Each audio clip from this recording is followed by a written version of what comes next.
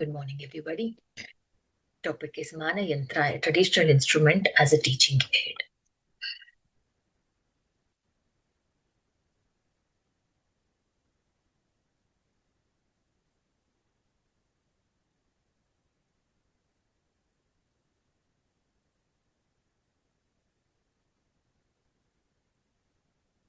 Before we begin, this instrument was made under the REST program, Research Education for School Students. It's one of the outreach activities that is done at the Indian Institute of Astrophysics every year. School and college students in the age group of 15 to 18 generally are selected through a quiz contest, and they spend almost 15 days with the IIA faculty to get the knowledge about the type of research that is done in the department. The talk I am speaking about is the work done by students during this REST program. Before moving to the actual work what we have done, let us know about the astronomer who worked on this particular instrument. He is none other than Patani Samanta Chandrasekhara from Odisha, from a royal family. There is a planetarium in Bhubaneswar, Odisha, to honor this famous astronomer. His observations and calculations did not match with each other, so he started analyzing the reason for this, which led to an interesting word cover called as Siddhanta Darpana, which has almost 2,500 verses describing the methods and procedures required to find the astronomical events. In this particular work, he has almost described 20 different type of instruments devised by him. He was the last Siddhantic astronomer who constructed simple, handy, and accurate instruments with available simple instruments like bamboo sticks and leaves of trees. Simple way of observation, that is the sky, rekindles the true spirit for enthusiastic amateur astronomers while using this instrument. Some of the instruments what he used were Dhanur Yantra, Shanku Yantra, Sandayal, Chapa Yantra, Gola Yantra, and Mana Yantra. Some of these models can be seen at the planetarium even today at Odisha. What is the principle behind this instrument? Suppose you have two sticks which are joined together.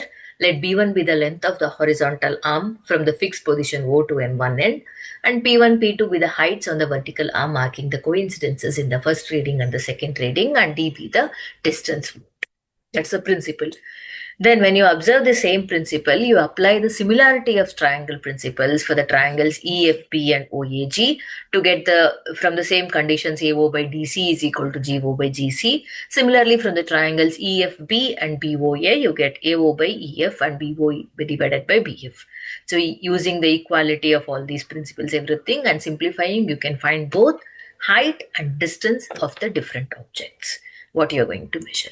So how we are going to prepare this particular model? This is the model just as two simple scales attached with the help of a simple clamp in between, or even a simple glue is sufficient to fix that.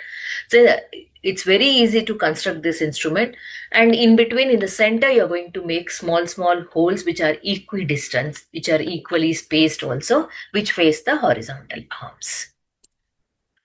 To use the instrument, the thing is you have to keep the instrument parallel to the ground. The observer aligns the tip of the distant object, the selected hole on the vertical rod, and one end of the horizontal arm, ensuring all the 3 points, the object, the hole, and the arm length, all they lie in a straight line.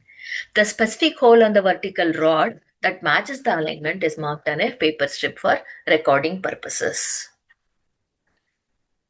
This is a simple instrument that can be used like this. This is the angle through which you're going to see. This angle should not be changed. This distance can keep changing, but this angle should never be changed while doing the observations.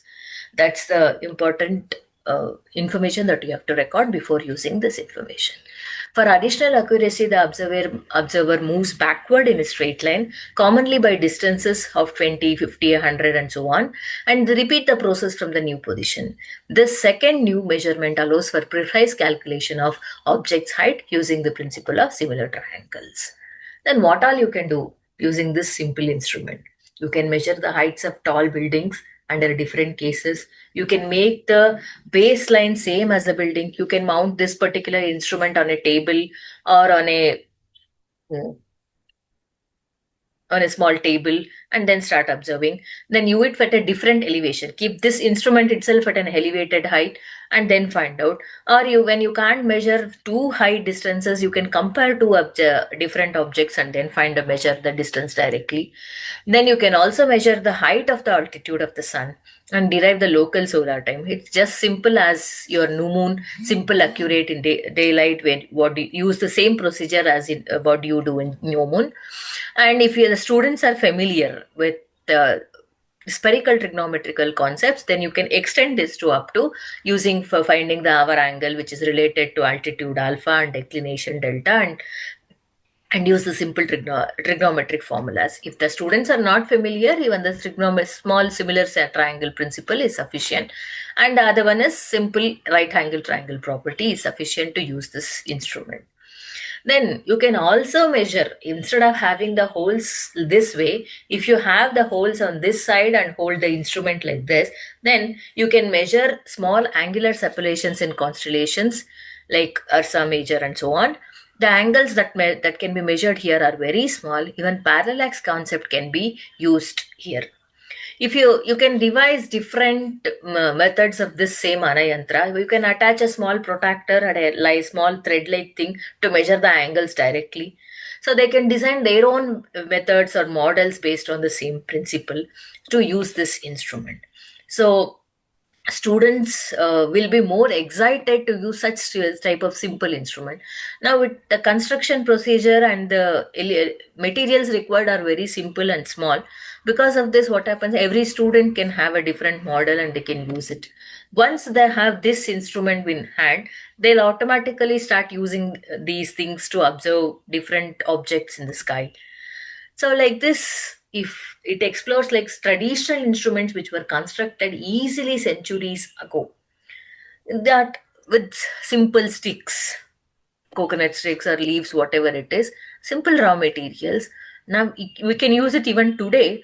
They can be used as a pedagogical tools to teach students about the astronomical practices, and we can link them with the modern astronomical concepts. So once they are having in hand, they'll measure a small distances, height of a table, chair, and so on. Once they start doing these things, automatically they'll get interest in observations. That can be extended to astronomy also. So these projects, there is an excellent method of learning about the history of astronomy also. So even before the advent of telescope and other things, how people used to measure with the help of just simple sticks, the distances, the shadow measurements, and with the help of these things, how they started learning about the astronomy concepts. All these things can be learned with the help of such small, simple instruments. So these instruments may act as a role model for students to learn more about the astronomical concepts. This is what can be explored with the help of your traditional Indian astronomy. So, traditional Indian astronomy, the moment I say it doesn't have any scientific things or not, it's not like that. All those concepts are involved in each of these concepts. So I thank all the members of the SHA workshop for giving us an opportunity to present our results of the REST program. These were the two young students who were enthusiastically participated and got motivated and constructed this instrument to measure the heights of the buildings and all the other objects surrounding the campus. They enjoyed thoroughly all those things, and once they started doing all these things, now they are using this instrument to measure the angles also in the constellations. Thank you.